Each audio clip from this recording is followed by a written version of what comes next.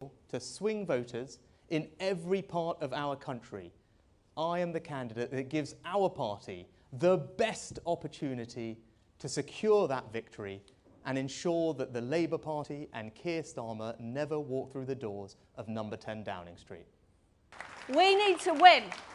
And my friends, we can win against Keir Starmer, who is a patronising plastic patriot. He is beatable.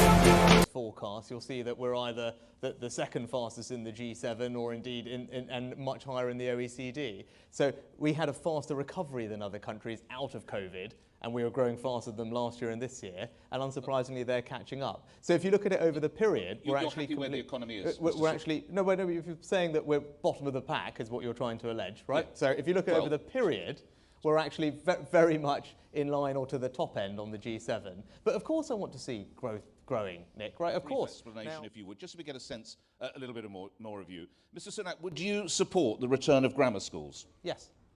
Why? Well, but as you heard from me earlier, I believe in educational excellence. I believe education is the most powerful way that we can transform people's lives. But I also think there's lots we can do with the school system as we have it. Now, what Michael Gove did several years ago was transformative. And Michael took on some vested interests, challenged consensus, brought in some reforms that mean that millions of our children now are better off, right? Now, but that's a conservative way to do it. It's not about throwing more money at the problem. It's about reforming the system to get better. We should not have closed our schools, and I think it has caused a great deal of damage to children. And what we need to do is help children.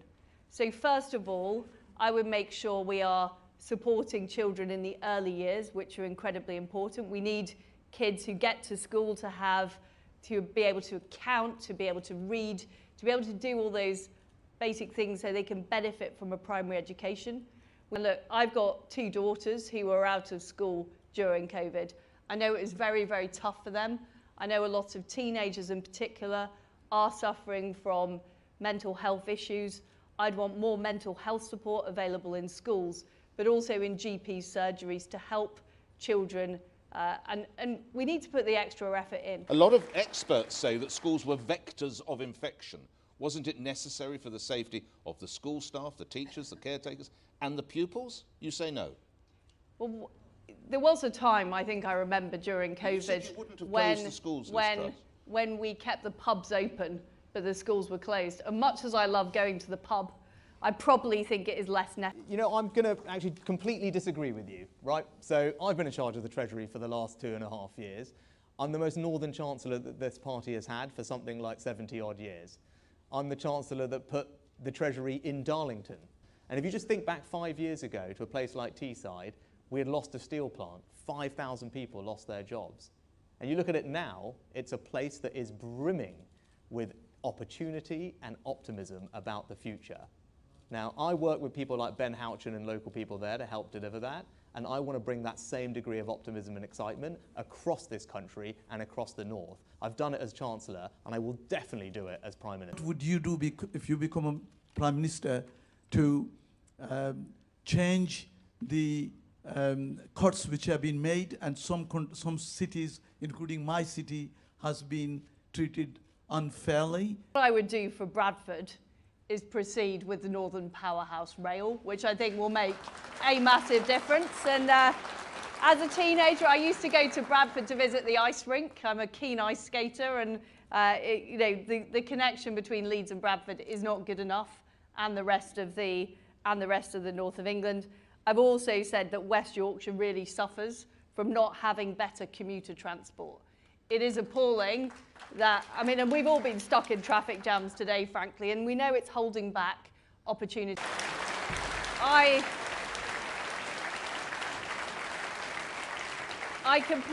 completely agree with you. I have sought to clarify that as Women's Minister. I've been very clear that single-sex spaces should be protected, particularly for young people, as well as vulnerable people vulnerable women in domestic violence shelters, for example. And I can assure you, as Prime Minister, I would direct that to happen, because our girls need, it's a difficult time being a teenager, being a young girl, and you should be able to have the privacy you need in your own loo. So I 100% agree with you, and I would make that happen. But what of a pupil who is transitioning? Where does he, she go to the toilet? Well, first of all... I asked, do we have boys, girls, and another? First of all, I do not believe that under 18s should be able to make irreversible decisions about their own bodies that they might come to regret later.